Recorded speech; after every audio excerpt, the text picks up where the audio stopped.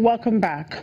Now, the French consulate in Nigeria is partnering the Nigerian Agribusiness Group and other private sector players to boost investment in the agriculture space. After a roundtable on the federal government's reforms in agriculture, participants expressed hope on the future of the sector. Actually, this is the objective. I would say it's in a global framework of the Franco-Nigerian Chamber of Commerce and Industry to promote the relationship in every field of business between Nigeria and France. And this morning especially, it was about agriculture, because there is a big potential in this area.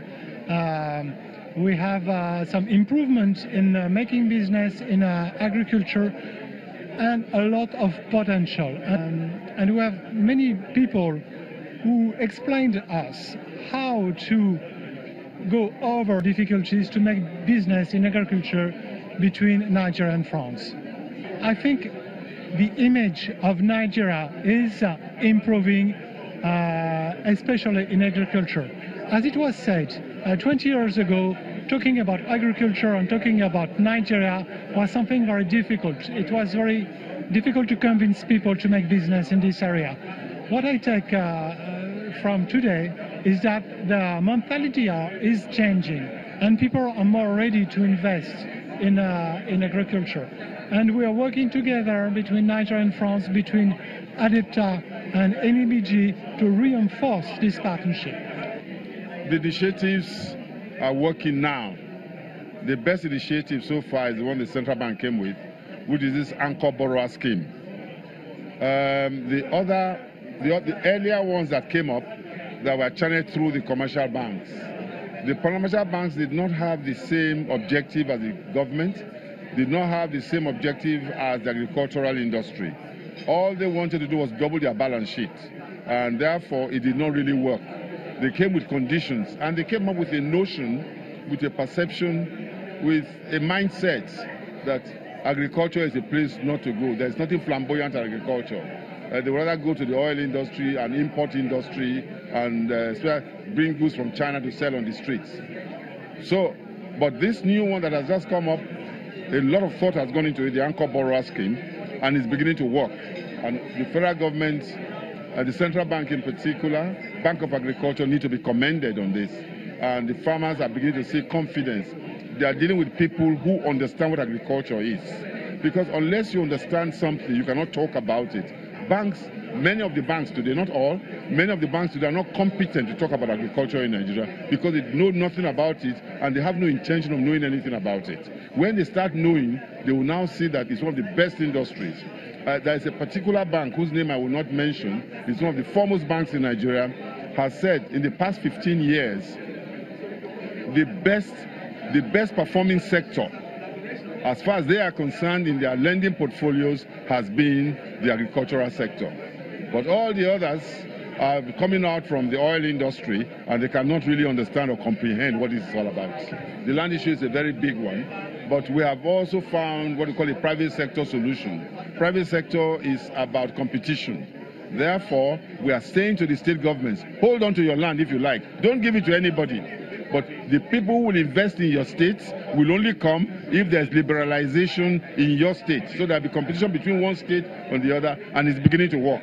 And states are now beginning to wake up to understand the fact that unless they create a good working and encouraging environment for investors, they won't come to their states. And it's beginning to work.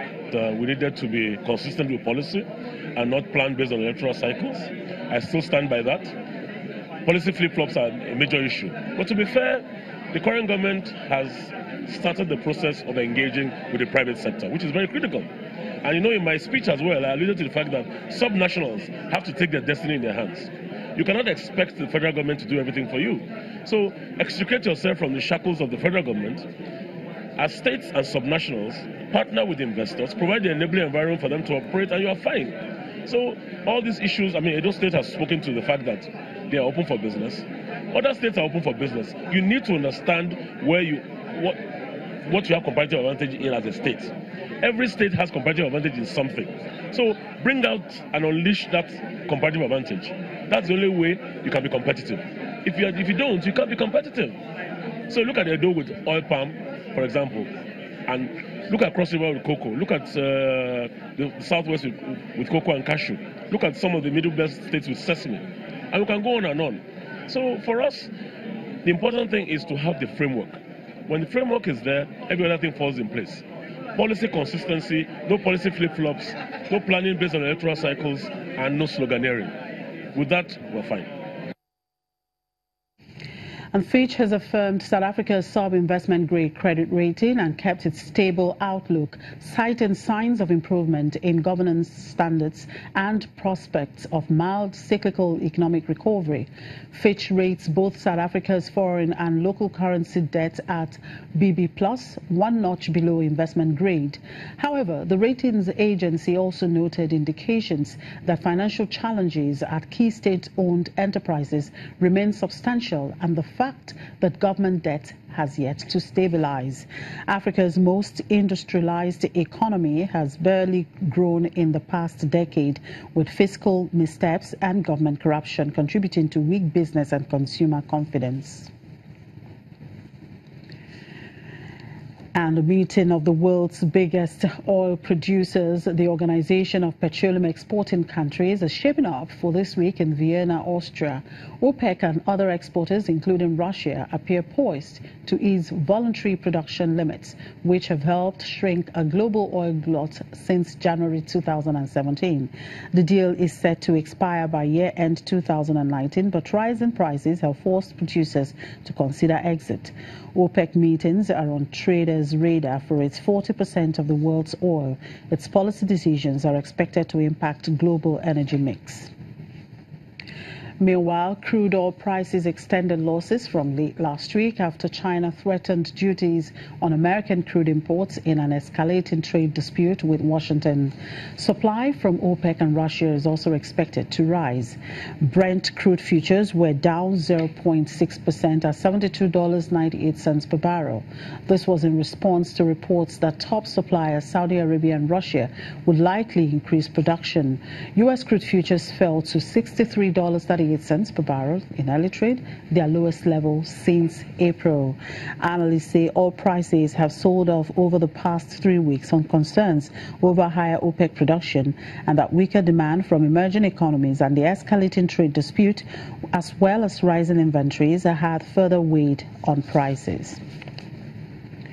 And finally, gold prices inched higher today after falling to a 5.5-month low in the previous sessions.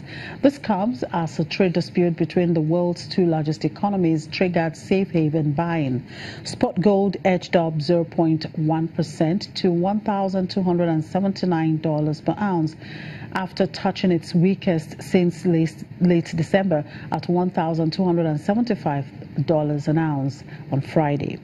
U.S. gold futures for August delivery were up 0.3% at $1,282 per ounce. In other metals, silver fell 0.3% to $16.46 per ounce. Platinum was down 0.1% at $886.30 ounce, while palladium was 0.1% lower at $985.75 an ounce. And that's it on the program. Thank you very much for watching. I'm Chimezi Obi Iwago.